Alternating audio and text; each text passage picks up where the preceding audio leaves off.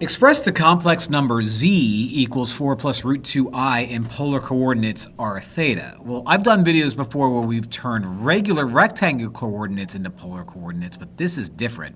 Oh wait, no it's not. Because I can graph something like this on the imaginary real plane, like so.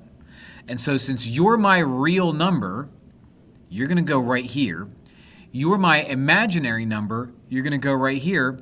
So root 2 is like, I don't know, 1 point something. So this is no different than me going right 4 up 1 point something and having a dot right around there. So this is basically, if I close my eyes, me graphing the rectangular coordinate for square root of 2. So let's do what we did before and turn that into polar coordinates. What we're going to do is we need to turn that into r theta, and r is found by doing the square root of, in this case, your a value plus your b value, no different than x plus y, and squared, of course, you're going to square both of them, and theta is going to be the inverse tangent of y over x. So let's do the radius in red. R equals square root of 4 squared, a fun game, plus the square root of 2 squared. 4 squared is 16. Square root of 2 squared is 2.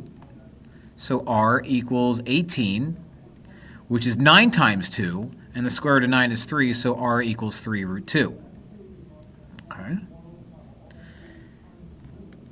Theta is found by doing the inverse tangent of, I should have put b over a.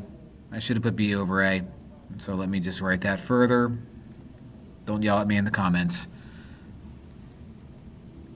So that will be root 2 over 4, which is awful. So let me do this. Let me change, wait a minute.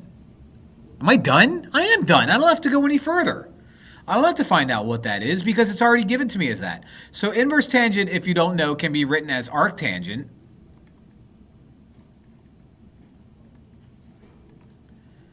And so I already have my 2 points. Oh, how convenient is that? So I have 3 root 2, arctan, square root of 2 over 4, close it.